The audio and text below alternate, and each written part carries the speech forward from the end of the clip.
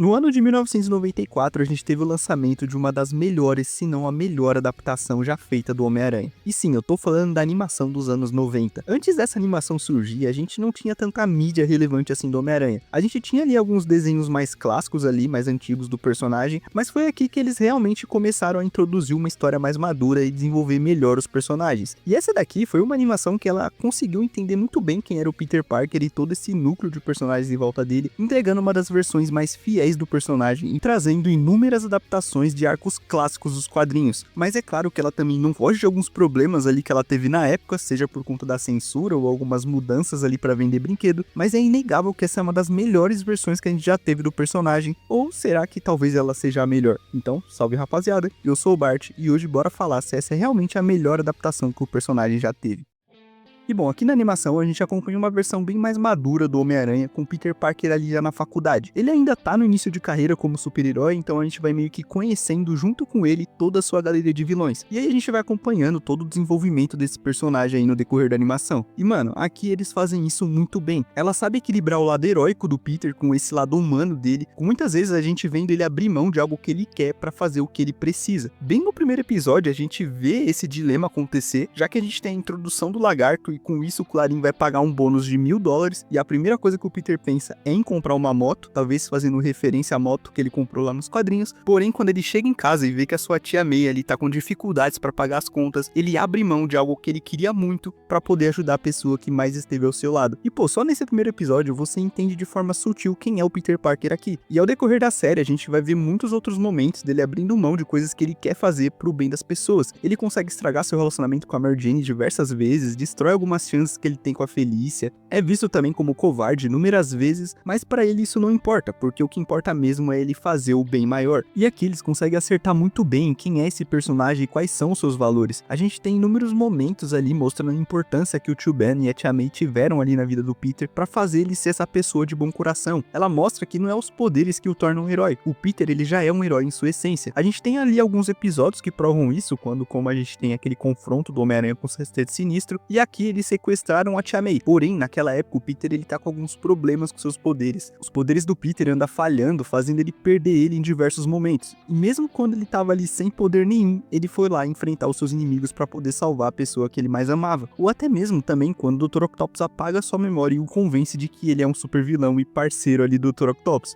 Mas ele sabe que tem algo errado e ele sente que isso não é ele, porque ele é um herói de verdade em sua essência natural. E inclusive é nesse arco também que a gente descobre mais sobre a origem do Homem-Aranha, já que aqui a gente tem a junção de dois arcos dos quadrinhos. A gente tem ali a história do garoto que colecionava Homem-Aranha, que aqui eles usam a Taina no lugar do garotinho, da história clássica, e Doc Ock Vence, que conta essa história aí do Dr. Octopus apagando as memórias do Homem-Aranha. E assim como na história do garoto que colecionava Homem-Aranha, aqui o Peter vai contando sua origem pra Taina. E o mais legal disso tudo é que a Taina, ela é a protagonista dessa história, já que aqui ela salva o Homem-Aranha do Dr. Octopus e ainda passa uma lição de vida ali pro Peter, já que mesmo ela sendo uma garota ali que tá muito doente, né, tá numa situação ali de câncer e tudo mais, ela ainda mantém a esperança, e isso toca no coração dele, fazendo ele revelar ali sua identidade, assim como é na história das HQs. E o Peter, na realidade, ele nem queria ir ver a Taina, ele só foi por conta da Madame Teia, e acontece que apesar de a gente ver essa versão mais madura do Peter, ele ainda tem os seus defeitos que tornam ele humano, como em muitos momentos ele mostrar ser meio esquentadinho. E isso aí é um traço do personagem Peter Parker mesmo, e a gente entende ele, porque, pô, mano, esse Homem-Aranha aqui, ele passa por momentos muito difíceis, como a da vez ali em que ele perde a Mary Jane e ele acaba explodindo com a Madame Teia. Mas tudo que acontece com ele aqui no decorrer da série é pra poder prepará-lo pra algo maior ali no futuro, já que aqui ele tem que assumir um papel de liderança no arco final, onde ele tem que derrotar o Aranha Carnificina, que é uma versão ali alternativa do Peter Parker, onde nesta realidade ele acabou perdendo a sua tia e ele acaba descobrindo que ele era um clone. Com isso ele vai atrás de matar o verdadeiro Peter e acaba se unindo ali ao Carnificina, se tornando o vilão da última temporada. E mano, ele não é pouca coisa não, ele mostra como o Peter poderia ser um vilão extremamente perigoso sem os seus valores, já que essa versão chegou a ser até uma ameaça ao multiverso, tendo que o Beyonder e a Madame Teia interferir e fazer aquele exército de Homens-Aranhas, e a única coisa que conseguiu para ele foi esse reencontro dele com o Tio Ben. E nossa, como é bom a gente ver cenas como essa, sabe? É isso aí que mostra o quão importante é o Tio Ben na vida do Peter.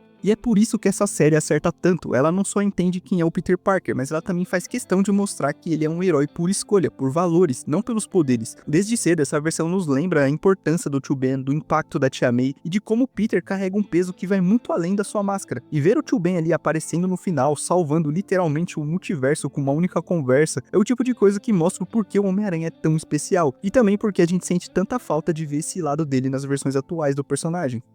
Mas bom, como eu falei, aqui a gente tem uma união de vários Homens-Aranhas. A gente tem basicamente a primeira história do Aranhaverso antes mesmo dele existir. Quem viu isso aqui na época deve ter achado genial. Eu mesmo quando assisti não tinha ainda esse monte de história do Aranhaverso que tem hoje em dia, então pra mim foi algo extraordinário e apresentou diversas versões aí do Homem-Aranha que pelo menos pra mim foi muito marcante, como a versão ali dele bilionário, que é todo irresponsável por não ter tido ali uma perda que ensinou ele sobre responsabilidade, ou até mesmo sobre a versão ali do Ben Reilly desse universo. Acontece que essa animação, além de trazer inúmeros arcos de uma maneira bem fiel, ela também reinventa muita coisa pro personagem, como por exemplo essa união da saga dos clones com esse arco da Guerra-Aranha. E ela reinventa até mesmo o arco do simbionte, ela consegue recriar novos conceitos para esse arco, já que pra quem não sabe, nas HQs o Homem-Aranha ele se uniu com o simbionte ali nas Guerras Secretas, e essa animação foi a responsável por recriar essa origem, dando a possibilidade aí de adaptar esse arco para qualquer mídia sem depender de um grande evento. Tanto que se a gente for ver, né, ela foi usada ali no Homem-Aranha 3, ela foi usada na animação do Espetacular Homem-Aranha e é usada aí em diversas outras adaptações. Fora também que, pra quem não sabe, nas primeiras histórias o traje ele não alterava o humor do Peter, apenas deixava ele bem cansado. E isso também foi algo que essa animação trouxe pra esse arco. E essa readaptação que eles trouxeram aí pro arco do simbionte acabou se tornando canônico e usado em diversas outras mídias do personagem. Além também da construção de personagem incrível que eles fazem com a Ed Brock aqui. Mas isso aí eu vou deixar pra falar ali mais pra frente quando for falar dos vilões. E se você não sabe, a Panini ela tá agora relançando esse arco aí do traje negro, então caso você tenha interesse, vou deixar aqui na descrição do vídeo. E não é só esse arco também que eles adaptam de uma forma diferente, a gente também tem o arco do Homem-Aranha Nunca Mais, ali no episódio do Mistério. A gente tem o arco do Homem-Aranha com 6 braços, que eu adorava quando eu era mais novo, e eu achava assustador quando o Homem-Aranha virava aquela aranha mutante. A gente teve também o arco dos pais do Peter, do casamento da Mary Jane com ele. A gente tem também uma adaptação das Guerras Secretas, e apesar de alguns desses arcos aí tem algumas diferenças ali com o material original, eu ainda acho eles muito bem adaptados, já que pelo menos pra mim uma boa adaptação não precisa fazer algo 100% igual, mas sim manter a essência dos personagens ali ao seu redor. E aqui eu acho que é algo que eles acertam muito bem.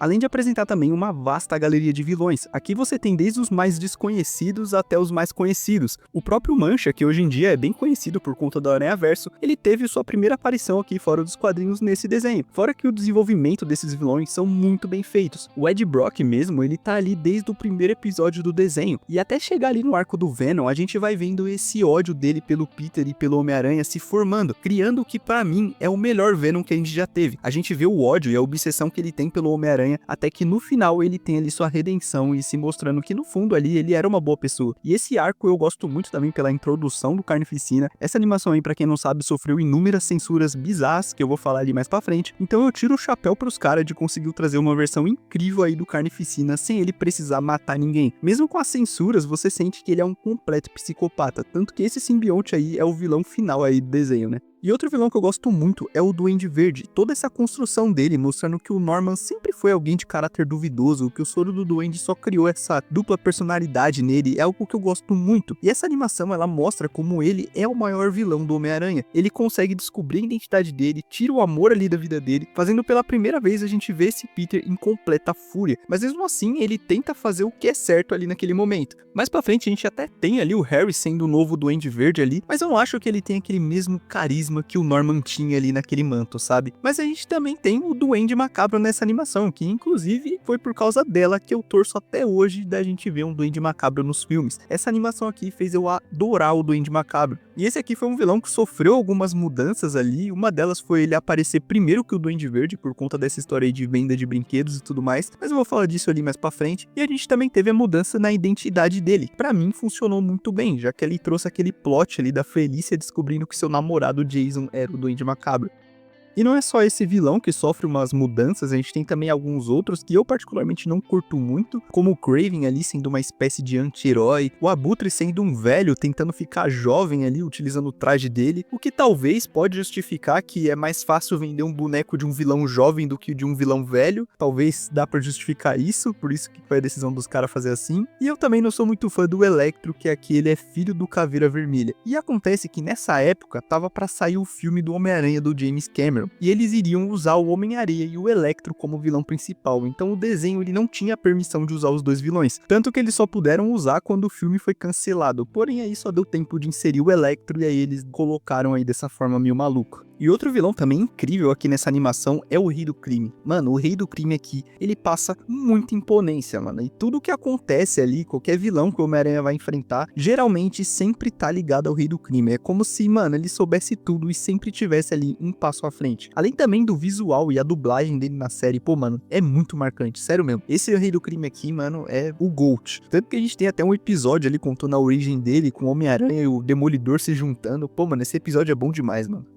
E outro detalhe que essa animação acerta demais é nos personagens secundários e nas participações especiais. Eu vou começar falando aqui dos personagens secundários, que aqui a gente teve algumas mudanças, como ali a ausência da Gwen Stacy. Algumas pessoas falam que eles não queriam usar ali a Gwen Stacy por conta da morte dela e tudo mais, eles não poderiam adaptar isso por conta da censura, mas eu não sei se isso faz muito sentido, porque isso foi usado com a Mary Jane, então talvez essa decisão pode ter sido porque na época a Mary Jane era a namorada atual ali do Homem-Aranha nos quadrinhos, era mais conhecida e talvez deve ter sido por causa disso que eles descartaram a Gwen Stacy. E mano, sendo sincero, eu não acho que ela faz tanta falta assim aqui nessa versão. O problema talvez é que muitas crianças que assistiram essa animação, inclusive eu, cresceram sem saber da existência dessa personagem. Eu mesmo só fui descobrir depois que eu cresci, que conheci ali os quadrinhos e tudo mais. Ela chega até a aparecer como uma esposa daquela versão do Homem-Aranha bilionário, mas o nosso Peter mesmo, ele não tem nenhuma Gwen Stacy. A solução que eles encontraram foi de transferir ali alguns traços da Gwen pra Felícia, que ganha bastante destaque aqui na série. Em vários momentos rola até ali um triângulo amoroso entre ela, o Peter e a Mary Jane. E mano, vou ser sincero, eu gosto bastante dessa versão da Felícia. Eu acho que ela tem um excelente desenvolvimento aí no decorrer da série. Ela tem vários momentos aí que ela sofre em seus relacionamentos, como com o Morbius, quando ela namora ali com o Jason e acaba descobrindo que é o Duende Macabro. E ela ainda tem um passado bem complicado também, já que o pai dela acaba sendo preso por ser o gato. E mais tarde, quando a Mary Jane acaba desaparecendo, ela acaba ali tendo um lance com o Homem-Aranha ali, sendo a Gata Negra. E pô, mano, eu acho bem legal esse lance aí que eles têm, porque é um momento bem difícil ali pros dois personagens, meio que os dois estão precisando de alguém ali naquele momento, e eles acabam ali se encontrando um no outro. Mas é claro que a namorada definitiva do Peter Parker é a Mary Jane, mesmo a Marvel odiando isso completamente. E bom, na minha opinião, essa aqui é a melhor versão dela fora dos quadrinhos. Eu gosto muito de como ela é retratada, como alguém alto astral, carismática. Você vê que ela realmente ama o Peter. A série também explora esse passado mais difícil que ela tem com a família e até introduz ali um problema com o Hydro-Man sendo o ex-namorado abusivo dela, o que pra mim só fortalece a construção de personagem dela. Eu gosto muito de como esse relacionamento dela com o Peter vai evoluindo ao longo dos episódios. A gente vê que a vida ali de Homem-Aranha sempre interfere nessa relação, fazendo o Peter sumir do nada, mentir algumas vezes, mas pô, mesmo assim a gente vê que os dois continuam ali tentando porque eles se amam de verdade, até que chega naquela maldita cena da ponte. E olha, mano, esse Peter aqui, bichão, sofre demais, ele se lasca a série toda. Ele perde a mulher que ele ama ali na ponte, depois ela volta, ele revela sua identidade, eles se casam, começa a planejar uma vida junto, só pra no final descobrir que ela era um clone. E quando ele finalmente vai encontrar a verdadeira Mary Jane, desenho é cancelado. Pô, mano, tá de sacanagem, né, velho? O Homem-Aranha se lasca o tempo inteiro, e quando vem uma chance dele finalmente ser feliz, vem esse maldito cancelamento e arranca isso dele. Mas calma aí que eu já vou falar sobre o cancelamento e o planejamento que a série tinha. Antes disso, eu gostaria de mencionar aqui alguns personagens que também são bem marcantes aqui na série, como a Tia May, que se assemelha muito ali com a versão dela ali dos quadrinhos mais antigos, sendo aquela tia amorosa que se preocupa com o sobrinho e tudo mais. A gente tem o Jonah Jameson também, que aqui ele tem um excelente desenvolvimento aí de personagem, por mais que ele é todo obcecado aí em descobrir quem é o Homem-Aranha e ter essa rixa aí com o Homem-Aranha, a gente vê que ele é alguém que se preocupa muito com os dele ali, tanto que quando o Peter ele é falsamente acusado pelo Fisk, é o JJ que paga pro Matt Murdock ser o advogado dele, e ele ainda pede pra manter o anonimato, ou seja, ele ajuda o Peter e ele nem quer ser reconhecido por isso. Pô, isso aí mostra muito quem é o JJ de verdade. Além também de outros personagens que a série acerta muito, como o Robbie, que até ganha um episódio próprio ali com foco na relação dele com o Lápide, o Flash Thompson, que acaba ganhando sua redenção ali do decorrer da série. Essa animação, ela soube muito bem trabalhar todo esse universo do Homem-Aranha, ela não só focou nas lutas ou nos vilões da semana, mas soube desenvolver cada personagem que cercava o Peter Parker, tornando tudo isso mais real e bem mais emocional.